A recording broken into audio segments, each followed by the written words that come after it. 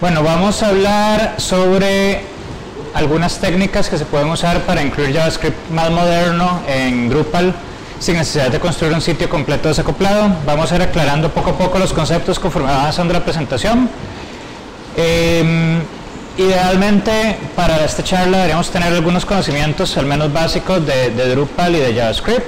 Ojalá entender un poco cómo funciona un módulo y cosas de ese tipo. Entonces vamos a ir ahí poco a poco. Igual si quedaran dudas, pues me pueden preguntar al final o ahí las aclaramos en algún momento. Okay. Mi nombre es Andrés Díaz Soto. Yo trabajo en Manatí, una empresa de desarrollo web, y soy frontend developer. Me pueden buscar en Twitter y en GitHub y en otros lugares como 100 varas. Manatí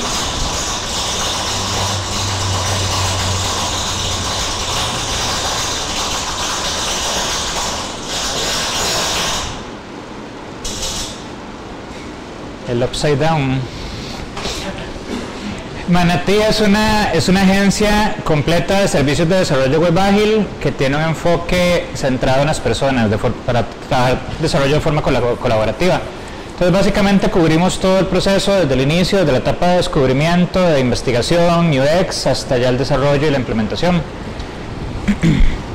Ok, vamos a empezar hablando de cuál es el estado de JavaScript en Drupal 8. En Drupal 8, con respecto a versiones anteriores, JavaScript mejoró sustancialmente.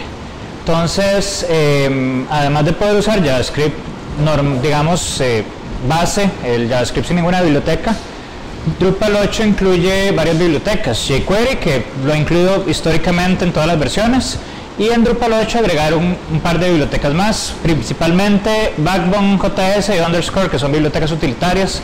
Backbone permite crear modelos y vistas y cosas un poco más avanzadas en términos de la forma de trabajar los elementos. Underscore es una biblioteca utilitaria, entonces tenemos más recursos que en otras versiones anteriores de Drupal. Sin embargo, sigue siendo JavaScript que está muy enfocado, bibliotecas de JavaScript que están muy enfocadas en una manipulación tradicional del DOM.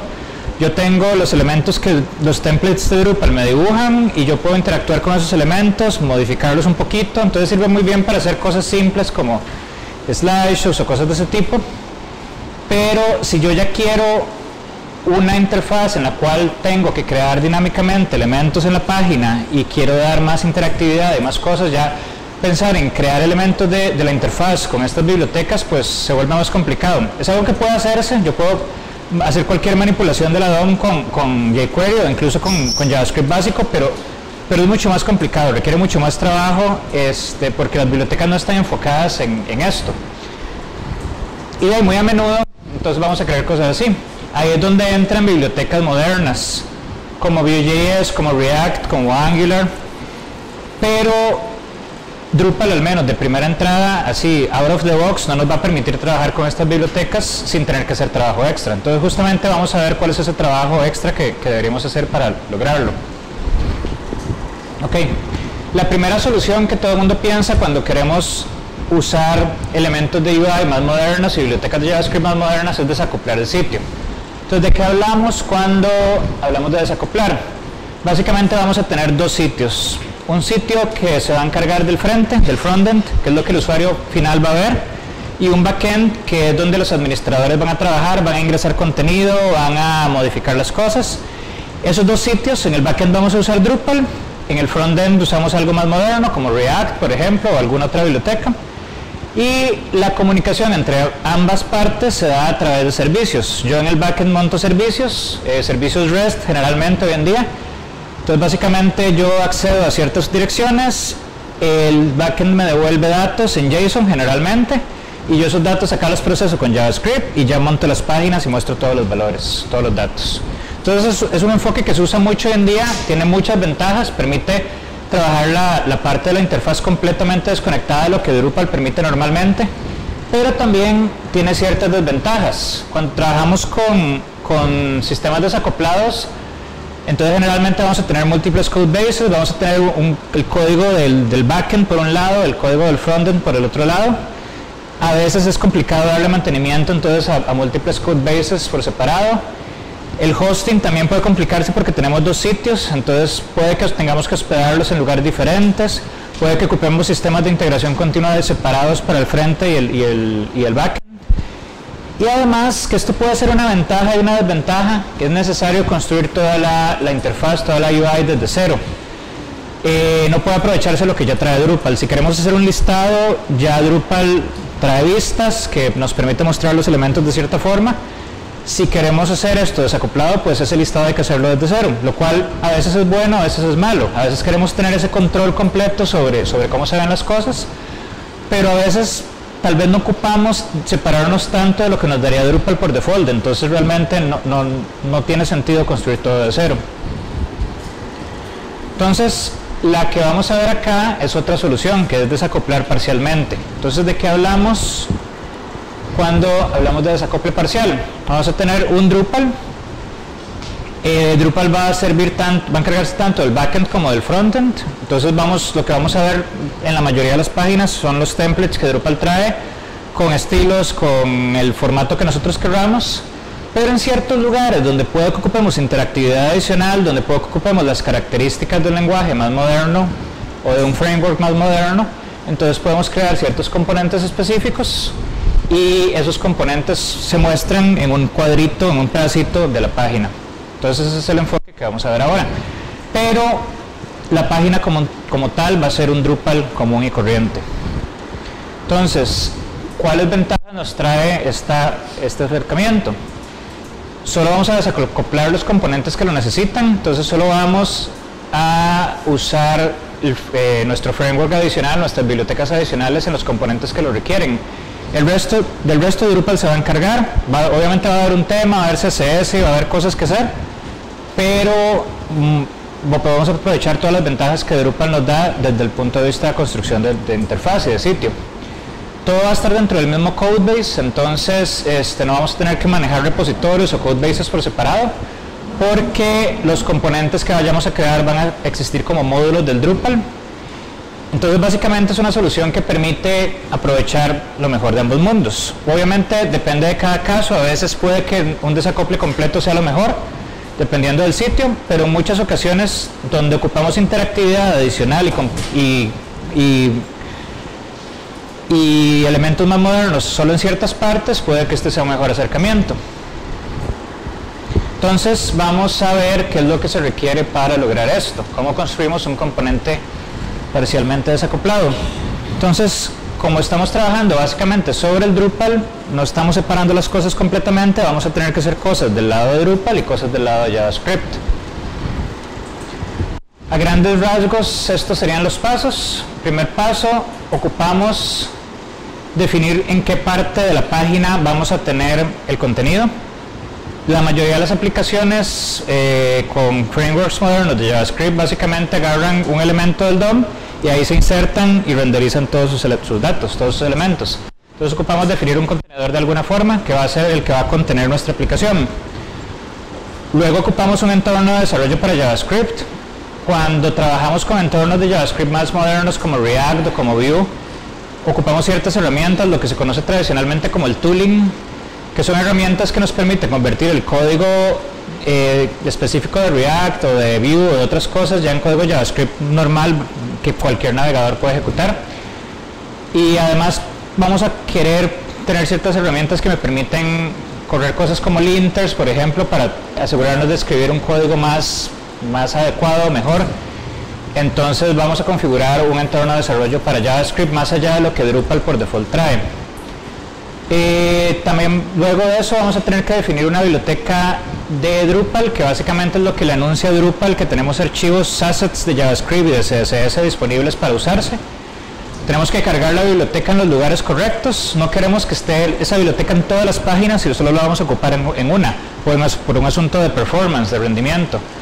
Entonces Drupal nos permite ser muy selectivos en qué páginas y en qué circunstancias específicas vamos a cargar la biblioteca. Y por último, ya una vez que tenemos todo esto configurado y desarrollada la aplicación de JavaScript, tenemos que asegurarnos de que esa aplicación de JavaScript se cargue dentro del contenedor que definimos en el primer paso. Entonces vamos a entrar a ver los pasos más en detalle. el primer caso, lo primero que vamos a hacer es definir el contenedor. Entonces, gracias. Entonces, tenemos que definir en qué parte de nuestra página vamos a poner nuestra aplicación de React, nuestra aplicación de JavaScript moderno, y dependiendo de eso, pues crear un contenedor para esto. El acercamiento más común es crear un bloque. Los bloques son elementos de Drupal que se pueden poner en ciertas regiones de la página, en ciertas ubicaciones específicas, y luego de eso, básicamente es posible ponerlo en varias páginas, o es posible ponerlo en ciertas páginas con ciertas reglas de acceso al contenido. Entonces, por ejemplo, en este caso, Drupal 8 trabaja los bloques como clases. Uno define una clase que extiende cierta clase base y ya uno le pone los contenidos específicos. Entonces, en este caso, la clase de bloque tiene una función build, que es la que se encarga de construir el contenido. Y aquí le estamos diciendo que nuestro bloque lo único que va a tener adentro es un div con este ID. De ahí nos vamos a agarrar para meter dentro de ese div la aplicación de React. Entonces ya estamos proporcionando el contenedor que vamos a usar posteriormente para construir la aplicación. Siguiente paso, vamos a configurar un entorno de desarrollo para JavaScript. Entonces esto incluye seleccionar cuáles son las herramientas que vamos a usar. Podemos usar, por ejemplo, NPM o también Yarn, que es otra opción para manejar los paquetes, porque cuando hablamos de entornos de desarrollo modernos de JavaScript, vamos a tener varios paquetes que son dependencias tanto para el desarrollo o para ya correr las cosas que necesitamos tener disponibles. Podemos usar Webpack para construir el archivo final, el bundle final que ya consolida todas estas bibliotecas en un solo archivo de JavaScript. Podemos usar Babel para traducir el JavaScript que escribimos para los frameworks a JavaScript, ya que pueden ejecutar cualquier navegador. Podemos usar SLint, por ejemplo, para lo que es el linting, para asegurarnos de que nuestro código siga un estándar de código, que haya alguna herramienta que se asegure de que ponemos todos los puntos y coma donde van, que ponemos el espaciado y la indentación bien, que escribimos código de calidad, básicamente, que siga algún estándar. Entonces, por ejemplo, si usamos NPM, que NPM es una herramienta, como les digo, que nos permite manejar paquetes de JavaScript, instalar dependencias y tenerlas listas, vamos a tener un archivo package.json, que es donde definimos cuáles son todas nuestras dependencias, definimos cuáles son los scripts que vamos a usar para el desarrollo, que ahorita en el ejemplo lo vemos en detalle, y definimos todos los elementos que necesitamos para trabajar en nuestra página. Webpack es casi que un requisito en una aplicación moderna, y básicamente es un sistema que nos permite tomar un archivo de JavaScript inicial y cargar todas las dependencias que ese archivo tenga y construir lo que se conoce como un bundle, un solo archivo donde ya consolidamos el código nuestro más el código de las dependencias necesarias para correr nuestro archivo. Y bueno, puede hacer un montón de cosas más, puede trabajar también CSS, tiene plugins para trabajar imágenes, etcétera. Pero en general me permite trabajar todas las dependencias alrededor de un solo archivo. Entonces básicamente lo que hacemos es definir un punto de entrada, cuál va a ser nuestro archivo inicial, cuál es la salida que vamos a crear, y luego, dependiendo del tipo de archivo, cuáles son los procesadores que vamos a usar para modificarlo. Entonces, por ejemplo, acá estamos definiendo un punto de entrada, que es ese archivo index.js, que va a ser nuestro archivo inicial. La salida, que básicamente vamos a crear un archivo con el mismo nombre en la carpeta dist, y estamos diciendo que para todos los archivos que tienen extensión JS o JSX, vamos a pasarlos por Babel y por SLint, o sea, vamos a compilarlos a una versión de JavaScript que todo el mundo va a soportar, y vamos a pasarle el linter para asegurarnos de que el código que se produce funcione, o sea, cumpla los estándares que tenemos definidos.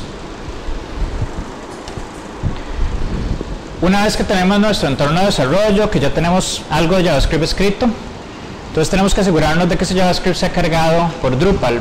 Primer paso, en Drupal 8 se introdujo este concepto de las bibliotecas, que básicamente es la forma de decirle a Drupal que tenemos un conjunto de archivos de JavaScript o de CSS disponibles para usarse. Entonces acá simplemente estamos creando en nuestro módulo una biblioteca que se llama React Video, que ahorita les enseño por qué React Video, que tiene cierta versión y que tiene X archivos de JavaScript, que ya serían nuestros archivos listos, compilados y ya procesados por los pasos anteriores. Luego tenemos que cargar esa biblioteca. Como les decía hace un rato, no queremos que esa biblioteca esté disponible siempre porque no necesariamente en todas las páginas vamos a tener nuestra aplicación, vamos a tener nuestro módulo. Entonces lo ideal es cargarlo condicionalmente dependiendo de dónde estemos. Entonces, en el ejemplo que vimos hace un rato estábamos definiendo nuestro módulo de JavaScript usando un bloque. Entonces, en la misma función del bloque, nosotros podemos usar este elemento, attached, para decirle que cada vez que ese bloque sea construido, se agregue la biblioteca correspondiente. Entonces, de esta forma, siempre que en todas las páginas donde el bloque se visualice, vamos a cargar siempre el JavaScript que definimos en la biblioteca del paso anterior. Entonces, de esa forma solo lo vamos a tener correctamente, solo lo vamos a tener donde se necesita correctamente. Y Drupal, usando estos métodos, Drupal va a poder manejar cachés, va a poder generar versiones del JavaScript minificado y otras cosas que ya el sistema tiene ciertas optimizaciones alrededor de eso. Si no usamos un bloque, pues probablemente vamos a tener que cargar esa biblioteca de otras formas. Por ejemplo, en uno de los ejemplos que vamos a ver ahorita al final, vamos a agregar a una vista ya existente un bloque con JavaScript Custom para manejar unos filtros. Entonces, en este caso, yo estoy usando una función en el archivo de módulos, en el archivo principal del módulo, en la cual, una función que se llama pre-render, que se llama antes de renderizar cualquier vista. Entonces yo básicamente me fijo si estoy en la vista correcta, si el ID de mi vista es el correcto y si el display es el correcto, y si yo estoy en la vista correcta, entonces usando el mismo método cargo el archivo de JavaScript. Entonces, ¿por qué pongo los dos métodos? Porque a fin de cuentas va a depender de dónde estamos poniendo nuestra aplicación, si la estamos poniendo en un bloque, si se la estamos agregando a una vista, si la estamos agregando a una entidad, probablemente haya que usar otros métodos diferentes, pero básicamente el API de Drupal me va a permitir cargar esa biblioteca donde yo la necesite. Simplemente es cuestión de investigar cuál es la mejor forma de hacerlo para cada tipo de aplicación que tengamos.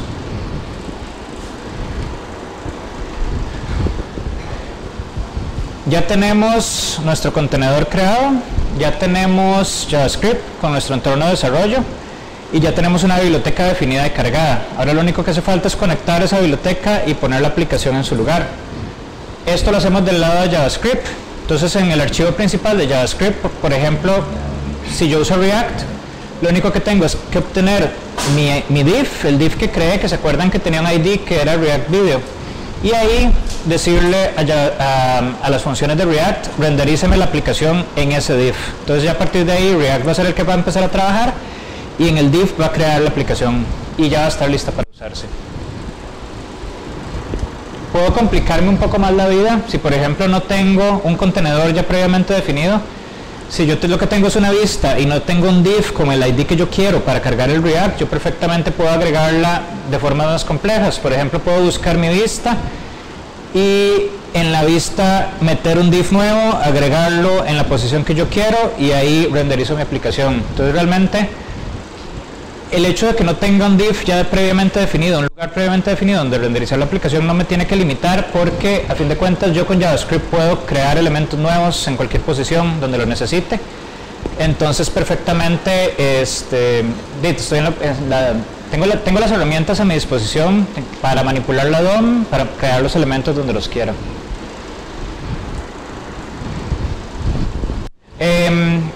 Muy probablemente nuestro componente desacoplado va a tener que comunicarse con Drupal de alguna forma, a no ser que sea un componente que no tiene relación lo que va a renderizar con los elementos que están en el resto del sitio. Vamos a tener que comunicarnos con el Drupal de alguna forma. Si queremos cargar entidades, si queremos mostrar vistas y cosas de ese tipo, podemos usar servicios. Entonces es lo mismo que usaríamos si tuviéramos una aplicación completamente desacoplada. Lo que va a pasar ahora es que en vez de tener una aplicación completa comunicándose con el Drupal, vamos a tener un componente pequeñito de la aplicación comunicándose también con el Drupal. Entonces, si queremos usar servicios, tenemos varias opciones. Tenemos RESTful API Services, que ese es el módulo que Drupal ya trae incluido en el core. ya viene listo para usarse y es una excelente herramienta, pero tenemos más alternativas. Tenemos JSON API, por ejemplo, que es un módulo que uno instala y automáticamente expone todas las entidades, todos los usuarios, todos los elementos que tenemos disponibles en el Drupal, usando un estándar que se llama JSON API, que es una forma básicamente de organizar y de formular cómo va a estar organizada el API y las relaciones entre los elementos. Y también tenemos GraphQL, que GraphQL está muy de moda últimamente y con razón, porque básicamente es un lenguaje que me permite hacer queries a través de servicios, que me permite jalar específicamente lo que necesitamos. Yo construyo un query pidiendo exactamente este y este dato, mando eso a un endpoint, el endpoint me responde exactamente con la información que yo quiero. Entonces, tanto RESTful API Services que ya ven en el core, como estos dos, JSON API y GraphQL, están disponibles en Drupal. Hay módulos para JSON API y para GraphQL, entonces cualquiera de las alternativas yo las puedo usar para comunicarme con Drupal. Y otra opción que tenemos, cuando tal vez la información que ocupamos pasarle a nuestro módulo de JavaScript es pequeña, simplemente tal vez algunas variables de configuración o cosas así, cuando ya no son una lista de entidades o cosas que mejor pasar por un servicio, podemos usar el objeto de Drupal Settings. Drupal tiene, globalmente todas las páginas de Drupal van a tener un objeto que se llama Drupal Settings, que se ejecuta siempre, que lo crea básicamente las rutinas base de JavaScript de Drupal, y nosotros tenemos herramientas que nos permiten desde PHP, desde el backend, guardar valores, guardar variables en ese objeto, de forma que puede ser accedido desde cualquier aplicación de JavaScript que tengamos corriendo en la página. Entonces, si nosotros en nuestro módulo, por ejemplo, cuando definimos nuestro bloque o nuestra vista, lo que sea, tenemos cierto objeto o cierto arreglo de datos, podemos usar esto para agregar eso al objeto de Drupal Settings, y ya después desde el lado de JavaScript nosotros simplemente accedemos al objeto global y leemos su estructura, sacamos los datos y listo. Entonces esto funciona muy bien si queremos pasarle algunas variables de configuración tal vez que son ligeras, que no es mucho contenido, podemos hacerlo a través de este objeto. Ok, vamos a ver una demostración. El código de esto está en ese repositorio acá, y bueno, ya la presentación está subida en el sitio del DrupalCamp. Nada más buscan la charla y ahí está el enlace a la presentación. Entonces, si quieren ver más en detalle esto más adelante, pues pueden bajar el código y revisarlo. Voy a enseñarles lo que tenemos acá.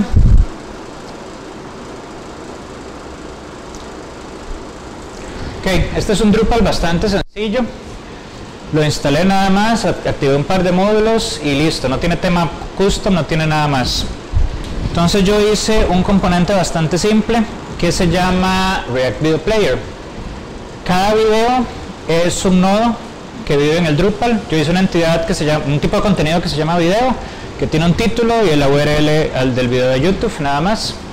Entonces, esto de acá es un componente de React que se conecta a través de services, jala los videos y los muestra. Entonces, primero para que lo vean ya funcionando, entonces el cambio de los videos es automático, yo no tengo que recargar la página ni nada. Esto se podría hacer con jQuery, esto se puede hacer con las herramientas tradicionales. Debe haber algún plugin que me permita construir una vista que funcione así, pero en mi opinión, pues también es una opción válida crear un componente custom, porque de esa forma tenemos control completo sobre cómo va a funcionar el elemento de UI, y no dependemos de módulos contribuidos ni de cosas extra que pueden al final hacer el sitio más pesado tal vez. Entonces, a grandes rasgos, para enseñarles, acá yo decidí usar JSON API, que es un módulo que me gusta bastante porque, como les digo, automáticamente expone todos los elementos, todas las entidades que tenemos en el sitio. Entonces tengo el módulo JSON API activado y tengo contenido de tipo video, que es el que estoy mostrando. Acá si yo filtro por video, entonces acá tengo los videos que son los que se muestran en mi componente. JSON API lo que va a hacer es que va a crear endpoints como este. Por ejemplo, si yo entro el dominio /JSON API /node/video, él me va a devolver este JSON de acá, donde básicamente en la propiedad data viene todos mis nodos del tipo video, con todos sus campos, con todo lo que yo necesito. Entonces desde React yo básicamente estoy conectándome a esta dirección, jalando esta información, y esto es lo que muestro entonces en mi componente acá del homepage.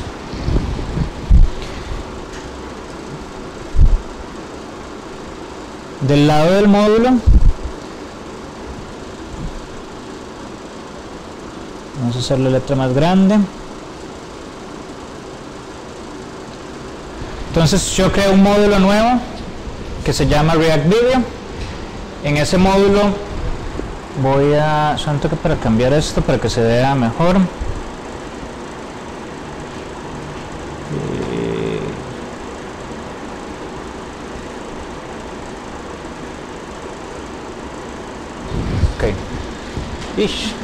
Ya.